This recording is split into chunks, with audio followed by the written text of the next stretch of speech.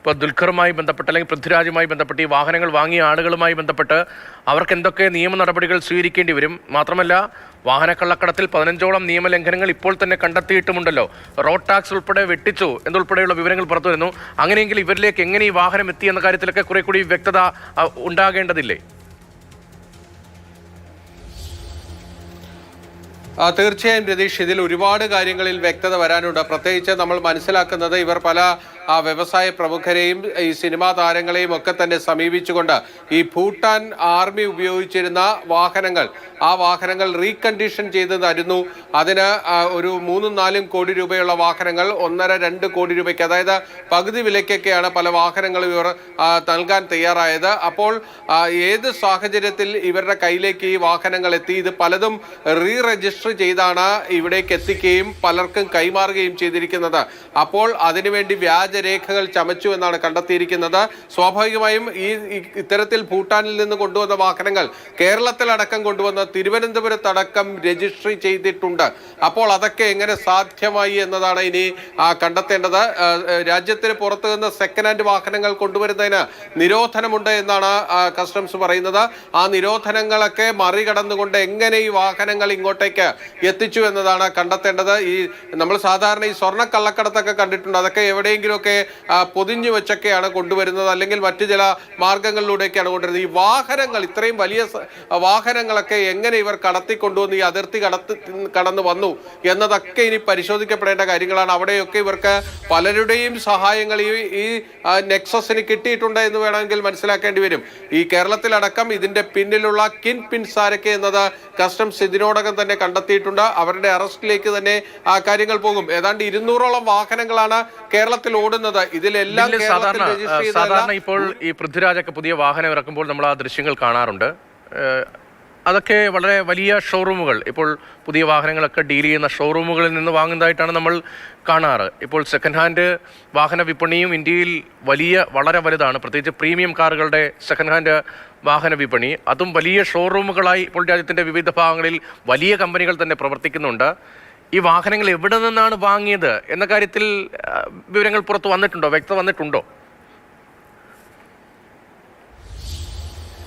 രതീഷ്, ഈ വാഹനങ്ങൾ വന്നിരിക്കുന്നത് ഭൂട്ടാനിൽ നിന്നാണ് എന്ന കാര്യം സ്ഥിരീകരിച്ചിട്ടുണ്ട്. അവിടുത്തെ ഈ ഇടനിലക്കാർ തന്നെ എല്ലാവരോടും പറഞ്ഞിരുന്നത് ഭൂട്ടാനിലെ റോയൽ ആർമി ഉപയോഗിച്ചിരുന്ന വാഹനങ്ങൾ എന്നതാണ്. അവിടുത്തെ ഉന്നത ഉദ്യോഗസ്ഥർ ഉപയോഗിച്ചിരുന്ന വാഹനങ്ങൾ അത് റീകണ്ടീഷൻ ചെയ്ത് കൊണ്ടുവരുന്നു എന്ന രീതിയിലാണ് ഇവർ പലയിടത്തും ഇത് വിൽപ്പനയ്ക്ക് വേണ്ടി ഈ കാര്യങ്ങളൊക്കെ സംസാരിച്ചപ്പോൾ പറഞ്ഞിരിക്കുന്നത്. ഇതിൽ ഏറ്റവും പ്രധാനപ്പെട്ട ഒരു കാര്യം എന്നത് ഏതാണ്ട് 200ഓളം വാഹനങ്ങൾ കേരളത്തിൽ ഓടുന്നു എന്ന് പറയുമ്പോൾ ഏറ്റവും ചുരുങ്ങിയത് ഒരു 400 കോടി രൂപ ഇടപാട് ഇവിടെ നടന്നിട്ടുണ്ട് എന്ന് നമ്മൾ മനസ്സിലാക്കേണ്ടിയിരിക്കുന്നു. അതായത് 2 കോടി 1.5 കോടി രൂപ ഒക്കെയാണ് ഓരോ വാഹനത്തിനും ഈ സെക്കൻഡ് ഹാൻഡ് വാഹനത്തിനൊക്കെ വാങ്ങിയിരിക്കുന്നത്. പ്രത്യേകിച്ച് പലതും വിൻറ്റേജ് ക്ലാസ്സിൽപ്പെട്ട വാഹനങ്ങളാണ്. അതുകൊണ്ട് തന്നെ പഴയ റേഞ്ച് റോവറിന്റെ പഴയ മോഡലുകൾ, അതായത് ഇവിടെ ലഭ്യമാകാത്ത പല മോഡലുകളും നല്ല കണ്ടീഷനൊക്കെയുള്ള വാഹനങ്ങളാണെങ്കിൽ നമ്മുടെ സിനിമാ താരങ്ങളൊക്കെ പലർക്കും വലിയ ക്രൈസാണ് ഇത്തരത്തിലുള്ള വാഹനങ്ങളോട്.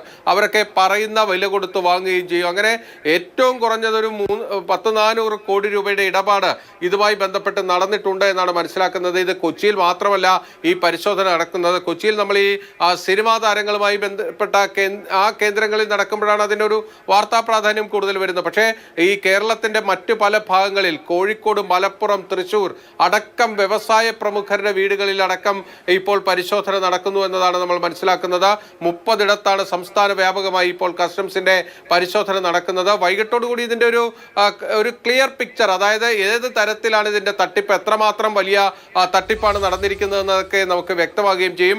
കസ്റ്റംസിന്റെ പ്രാഥമികമായ പരിശോധനയിലാണ് ഏതാണ്ട് 15ഓളം നിയമലംഘനങ്ങൾ ഇക്കാര്യത്തിൽ ഉണ്ടായിട്ടുണ്ട് എന്ന് മനസ്സിലാകുന്നത്. ഇതിൽ ഏറ്റവും പ്രധാനപ്പെട്ട വ്യാജരേഖ ചമയ്ക്കൽ അടക്കമുള്ള കാര്യങ്ങളാണ്. അതായത് വിദേശ രാജ്യത്ത് നിന്നുള്ള ഒരു സെക്കൻഡ് ഹാൻഡ് വാഹനം ഇവിടേക്ക് കള്ളക്കടത്തിലൂടെ എത്തിച്ച് ഇന്ത്യയിൽ പല സംസ്ഥാനങ്ങളിലായി രജിസ്റ്റർ ചെയ്ത് അത് പലർക്കായി കൈമാറ്റം ചെയ്യുകയാണ് ചെയ്തിരിക്കുന്നത്. രതീഷ് നേരത്തെ ചൂണ്ടിക്കാണിച്ച പോലെ നമ്മുടെ പ്രീമിയം കാറുകളുടെ കാര്യത്തിലാണെങ്കിൽ അതിന്റെ പുതിയ ഷോറൂമുകൾക്കൊപ്പം തന്നെ അതിന് കിടപിടിക്കുന്ന രീതിയിലാണ് പല സെക്കൻഡ് ഹാൻഡ് ഷോറൂമുകളും ഇപ്പോൾ ഇവിടെ തഴച്ചു വളർന്നു വന്നിരിക്കുന്നത്. പ്രത്യേകിച്ച് നമ്മുടെ കേരളത്തിലടക്കം അങ്ങോളം ഇങ്ങോളം നമ്മൾ നോക്കിക്കഴിഞ്ഞാൽ, പ്രത്യേകിച്ച് കൊച്ചിയിലൊക്കെ നോക്കിക്കഴിഞ്ഞാൽ ഒരുപാട് ബ്രാൻഡഡ് സെക്കൻഡ് ഹാൻഡ് ഷോറൂമുകളുണ്ട്. അവിടെ കോടിക്കണക്കിന് രൂപയുടെ പ്രീമിയം ലക്ഷറി വാഹനങ്ങളാണ് വിൽപ്പന നടത്തുന്നത്. കൂടുതലും ഈ നടീനടന്മാർ ഒക്കെ തന്നെയാണ് ഈ വാഹനങ്ങൾ വാങ്ങുകയും ചെയ്യുന്നത്. കാരണം എന്ന് വെച്ച് കഴിഞ്ഞാൽ ഈ വലിയ വാഹന പ്രേമികളൊക്കെ പറയുന്നത് ഈ 4-5 കോടി രൂപയുടെ വാഹനമൊക്കെ വാങ്ങുമ്പോൾ തന്നെ അതിൻ്റെ ഒരു വലിയ ഡിപ്രീസിയേഷൻ ഉണ്ട്. അപ്പോൾ ഈ വലിയ വാഹനങ്ങളിലൊക്കെ ഈ പ്രീമിയം ക്ലാസ് വാഹനങ്ങളുടെയൊക്കെ സെക്കൻഡ് ഹാൻഡ് വാങ്ങിയാലും അത് കുറച്ചു കാലം ഉപയോഗിച്ച് അത് വീണ്ടും മറിച്ചു വിറ്റ് പുതിയ അടുത്ത സെഗ്മെന്റിലേക്ക് പോവുക, അങ്ങനെ ഒരു ക്രൈസ് കാണിക്കുന്ന ഒരുപാട് പേരുണ്ട്. അത്തരമുള്ള ആൾക്കാരൊക്കെയാണ് ഈ സംഘത്തിന്റെ വലയിലായിരിക്കുന്നത്. ചില്ലറ കളിയൊന്നുമല്ല ഇവർ കളിച്ചിരിക്കുന്നത്, വലിയൊരു നെറ്റ്വർക്ക് തന്നെ ഇതിന്റെ പിന്നിലുണ്ട്. അതിന് ഉദ്യോഗസ്ഥ കൂട്ടുകെട്ടടക്കമുണ്ട് എന്നതാണ് കസ്റ്റംസ് ഇപ്പോൾ കണ്ടെത്തിയിരിക്കുന്നത്. അതുകൊണ്ട് തന്നെ ഇന്ന് ഈ റെയ്ഡ് പൂർത്തിയാകുമ്പോൾ ഇതിന്റെ ഈ കള്ളക്കടത്തിന്റെ മോഡസ് എന്തായിരുന്നു, ഇതിലാരൊക്കെ ഇതിന്റെ പാർട്ടായി വന്നിട്ടുണ്ട്, ഏതൊക്കെ തരത്തിലുള്ള ഉദ്യോഗസ്ഥ സംവിധാനങ്ങൾ ഇതിന്റെ ഭാഗമായി വന്നു, ആരെയൊക്കെ ഇവർ വീഴ്ത്തി എന്നതൊക്കെ മനസ്സിലാകുകയുള്ളൂ. എന്തായാലും ഈ കാറുകളൊക്കെ വാങ്ങിയ വിപുലമായ അന്വേഷണമാണ് നടക്കുന്നത് എന്നത് വ്യക്തമാവുകയാണ്. അന്വേഷണവുമായി ബന്ധപ്പെട്ട വിവരങ്ങൾ നേരത്തെ തന്നെ കുറേയൊക്കെ പുറത്തു വന്നിരുന്നതാണ്. ആ പുറത്തു വന്ന വിവരങ്ങളുടെ തുടർച്ചയായി കൂടുതൽ വിവരങ്ങൾ ശേഖരിച്ചു. അതിന് പിന്നാലെയാണ് ഇപ്പോൾ റെയ്ഡിലേക്ക് നടന്നിരിക്കുന്നത്.